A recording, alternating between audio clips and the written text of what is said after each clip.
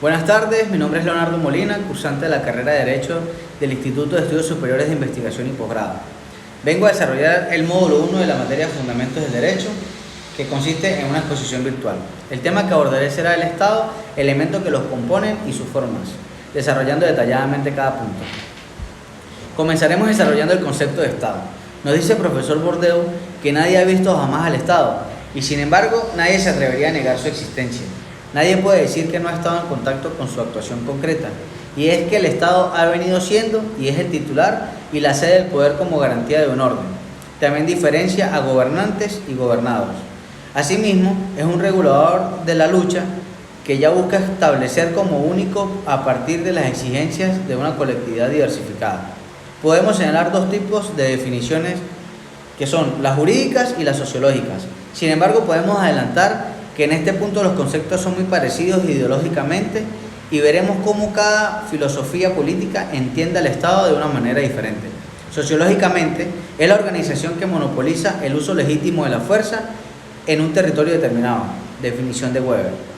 Jurídicamente, entendemos el Estado como una comunidad de personas fijadas en un territorio determinado, legalmente independientes de control externo y que posee un gobierno organizado que crea y aplica la ley sobre todas las personas y los grupos dentro de su jurisdicción. También en este punto nos corresponde hablar de la nación, que es un término más de orden sociológico que jurídico y político en su origen. Aunque su prevenir implique consecuencias en los órdenes señalados, el término nación remite a una comunidad de costumbres, culturas, idiomas, formas de ser, que pueden que en su momento dado funden reivindicaciones comunes. Es al mismo tiempo, como lo señala Bourdieu, un sueño de porvenir compartido y un apoyo natural para el establecimiento del poder. Por lo tanto, se entiende como nación el conjunto de hombres que habitan generalmente un mismo territorio y tienen cierta unidad de raza, lengua, religión, que les crea aspiraciones, tradiciones, recuerdos comunes, todo lo que caracteriza un querer vivir colectivo. Suele señalar que el hecho nacional tiende a evolucionar hacia las formas estatales, como puede adoptarse desde diferentes ángulos: sociológico, histórico, político, jurídico. Sociológicamente hablando, lo señala como Bourdieu, la nación que es el apoyo natural para el poder. Los estados multinacionales plantean una serie de dificultades tanto jurídicas como políticas.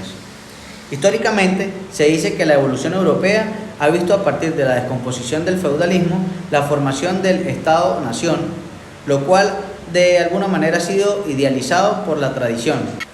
Políticamente encontramos que las nacionalidades activas tienden a dotarse de formas estatales. Esto tiene como consecuencia el principio del derecho de las naciones a su autodeterminación y la verificación de que una vez logrados sus objetivos políticos, una nación logra su pleno florecimiento. Jurídicamente se dice que la doctrina anglosajona deslinda al Estado de la nación y la francesa tiende a confundirla al hacer a la nación titular de la soberanía. El Estado sería el titular de los derechos y poderes de la nación, según La Roche. Estado y gobierno. El profesor Duverger nos señala cómo se tiende a separar las instituciones del Estado en dos niveles: las instituciones políticas que están a un nivel superior y las administrativas que están a un nivel plano, inferior y subordinado. La política concierne a las decisiones fundamentales, la toma de posiciones generales, las orientaciones de conjunto, y que la administración se refiere a la aplicación práctica del detalle, al nivel de los ciudadanos, de esas decisiones, posturas y orientaciones. Esta distinción funda la separación del accionar del Estado en actividades de gobierno referidas a la dirección suprema de los asuntos políticos para la orientación general de la política de un país, y la de la administración consistentes en aplicación cotidiana de las leyes y la marcha diaria de los servicios públicos a las directivas del gobierno. Funciones genéricas del Estado. Aristóteles explicaba que las funciones del Estado que se deberían cumplir eran las de deliberación, mando y justicia. Tal enumeración resumen de mayor parte de las funciones atribuidas al Estado. Legislativa, elaborar las leyes; ejecutiva, velar por el cumplimiento; judicial, resolver los conflictos. Entremos ahora a desarrollar los elementos que componen el Estado, siendo estos: territorio, dato geográfico; población, dato demográfico; poder soberano, el dato político, el poder político, unificador y unificado. El territorio, el doctor La Roche lo define como la porción del globo terráqueo donde se asienta el Estado, como lo señala el profesor Zambrano Velasco. Es por una parte de la base física del Estado, ya que lo individualiza geográficamente. Es una porción del globo donde se instala la comunidad nacional. y por otra parte define el marco de la validez del orden jurídico que lo rige y ésta debe ser referida a los límites del espacio. En sentido estricto, es el lugar donde el cual del Estado se puede ejercer actos coactivos de conclusión de cualquier otro Estado. En sentido amplio, comprende el espacio donde se encuentra el concurrir de otro Estado, según Kelsen. El profesor Bourdieu nos señala que el territorio es propiamente un elemento constitutivo del Estado, sino que es una condición indispensable para que la autoridad política se ejerza eficazmente. Para Kelsen, el concepto del territorio posee un sentido tridimensional que puede considerarlo a lo ancho, largo y sentido vertical. Comprende, por lo tanto, la tierra firme, el mar territorial y el subsuelo, la plataforma continental, el espacio subyacente del territorio, y a la plataforma de zona económica exclusiva. Las funciones del territorio son entonces positivas y negativas. Unas fijan su ámbito de acción y otras señalan límites a su actuación. El territorio del Estado venezolano, los artículos 10 y 13 de la Constitución de la República Bolivariana de Venezuela, establecen los dos principios que rigen la determinación de nuestro territorio. 1. La inenajenabilidad o intangibilidad, y 2. Uti possidetis iuris, principio del derecho internacional público. Artículo 13.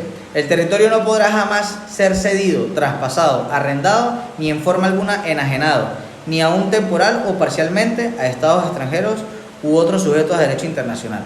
Artículo 10. El territorio y demás espacios geográficos de la República son los que correspondían a la Capitanía General de Venezuela antes de la transformación política iniciada el 19 de abril de 1810, con las modificaciones resultantes de los tratados y laudos arbitrales no viciados de nulidad. Este artículo, por su parte, consagra el uti possidetis iuris, principio de derecho internacional que consagra el derecho a seguir poseyendo lo que hemos tradicional e históricamente poseído.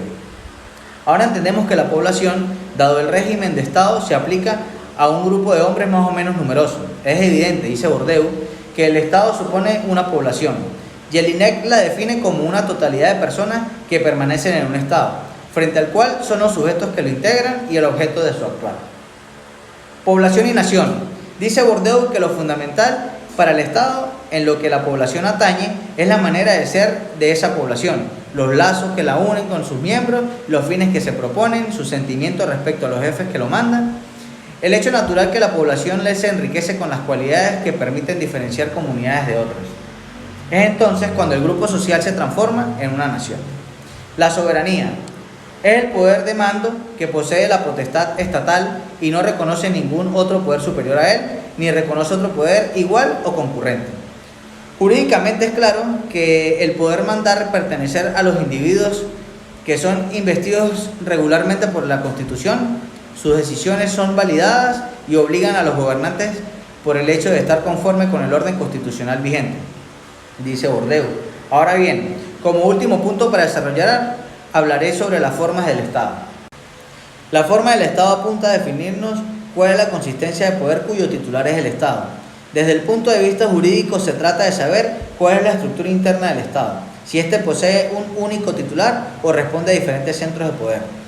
Por lo tanto, los estados de acuerdo a su forma son Estado unitario y Estado compuesto. Estado unitario es aquel que no posee más que un solo centro de impulsión política y gubernamental. Por lo tanto, todos los habitantes obedecen a una única misma autoridad, viven bajo el mismo régimen constitucional y son regidos por las mismas leyes.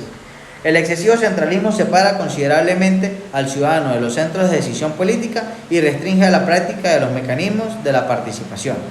Por eso se ha notado una cierta tendencia por parte del Estado unitario hacia la adopción de formas de descentralización.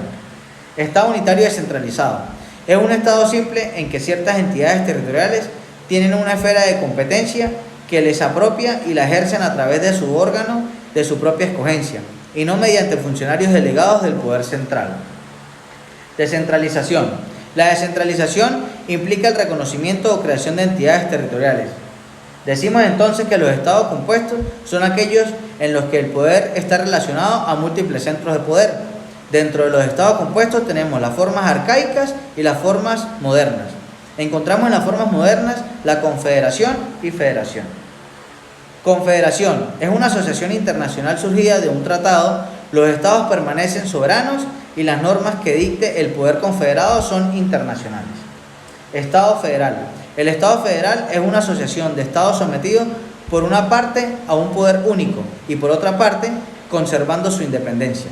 La estructura federal ha sido una manera de responder a las tensiones que se generan en toda sociedad entre la concentración del poder como expresión de un sentimiento de unidad para lograr las metas nacionales y del conocimiento de la diversidad y particularidad como deseo de los ciudadanos. La Constitución de 1999 establece, artículo 4, la República Bolivariana de Venezuela en su Estado federal descentralizado en los términos consagrados por esta Constitución y se rige por los principios de integridad territorial, cooperación, solidaridad, concurrencia y corresponsabilidad. La información aquí suministrada fue sustraída del libro Fundamentos del Derecho Público del doctor Pedro Luis Bracho Gran. Muchas gracias.